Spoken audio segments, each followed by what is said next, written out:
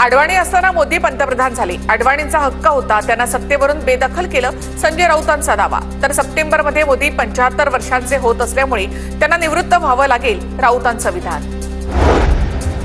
मोदींनी कधी निवृत्त व्हावं हे जनता ठरवेल. राऊतांचं मानसिक संतुलन बिघडलंय. चंद्रशेखर बावनकुळे यांचा संजय राऊत यांना जोरदार प्रत्युत्तर. अदानी समूहाने देवनार डम्पिंग ग्राउंडची जागा स्वच्छ करून मागितली. याचं मुंबई पालिकेवर ओझं, म्हणून अदानींना मदत करण्यासाठी सरकारने घनकचरा टॅक्स लावला.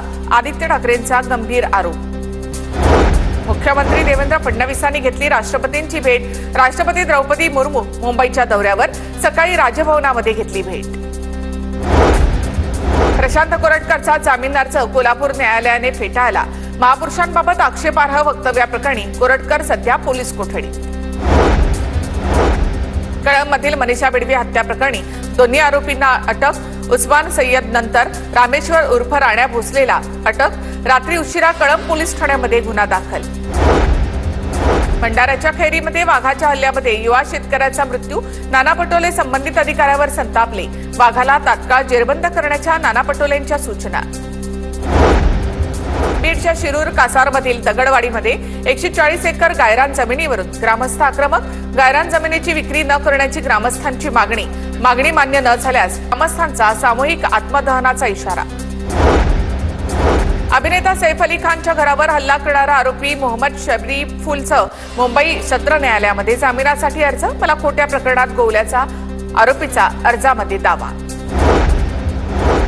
मंत्रालयामध्ये एकाच दिवसामध्ये 183 GR प्रसिद्ध. कोट्यवधी रुपयांचा निधी आणि अनुदान वितरित. आर्थिक वर्ष संपण्याच्या आत निधी सर्व विभागांना वाटला गेला. देशामध्ये एप्रिल महिन्यामध्ये 16 दिवस बँका बंद राहतील. विविध सुट्ट्यांमुळे बँका बंद राहतील. यातील सर्व सुट्ट्या सर्वच राज्यांमध्ये नाहीत. राज्यानुसार सुट्ट्या कमी जास्त होणार आहेत. मुंबईच्या प्रभादेवीमधील सिद्धिविनायक मंदिरात श्री गणेश चरणी अर्पण केलेल्या दागिन्यांचा लिलाव. 1.33 कोटींच्या 207 सुवर्ण अलंकारांचा लिलाव. चांदीच्या नाण्यांच्या विक्रीला भाविकांचा भरघोस प्रतिसाद. गर्भात व्यंग असल्यामुळे गर्भपात करण्यास हायकोर्टाची परवानगी. न्यायमूर्ती रेवती डेरे आणि नीला गोखले यांच्या खंडपीठाचा निर्णय. महिलांना असलेला पुनरुत्पादनाचा स्वातंत्र्य आणि शारीरिक स्वातंत्र्य आणि निवडीच्या अधिकारावर भर देत हायकोर्टाचा महत्वाचा निर्णय. मध्य आणि पश्चिम रेल्वेच्या लोकलमध्ये अपंगांच्या डब्यामध्ये धडधाकट प्रवाशांची घुसखोरी वाढली. घुसखोरी करणाऱ्या 2,500पेक्षा अधिक प्रवाशांवर आरपीएफ कडून कारवाई. पश्चिम रेल्वेची 14,852 प्रवाशांकडून दंड वसूल. लोकलच्या डब्यामध्ये बेकायदा जाहिरातींचा सुळसुळाट. जाहिरातींच्याद्वारे फसवणूक होण्याची शक्यता असूनही रेल्वे प्रशासनाकडून मात्र याकडे दुर्लक्ष. प्रवाशांचा आरोप. लोकलच्या डब्यामध्ये बांधकाम व्यावसायिक आणि बंगाली बाबांच्या जाहिरातींमध्ये वाढ.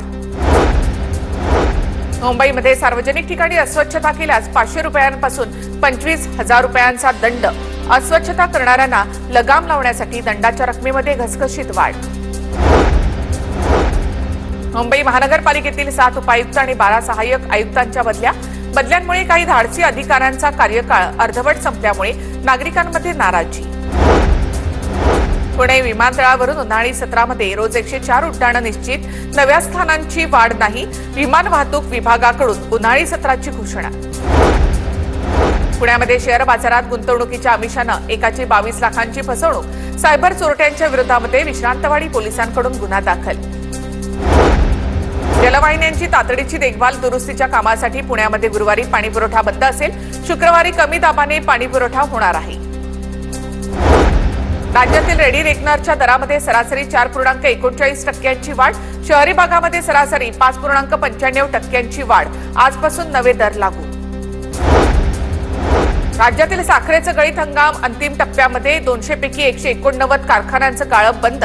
मार्च अखेरीस राज्यामध्ये 80 लाख टन साखरेचं उत्पादन. साखर उत्पादनामध्ये कोल्हापूर विभाग आघाडीवर.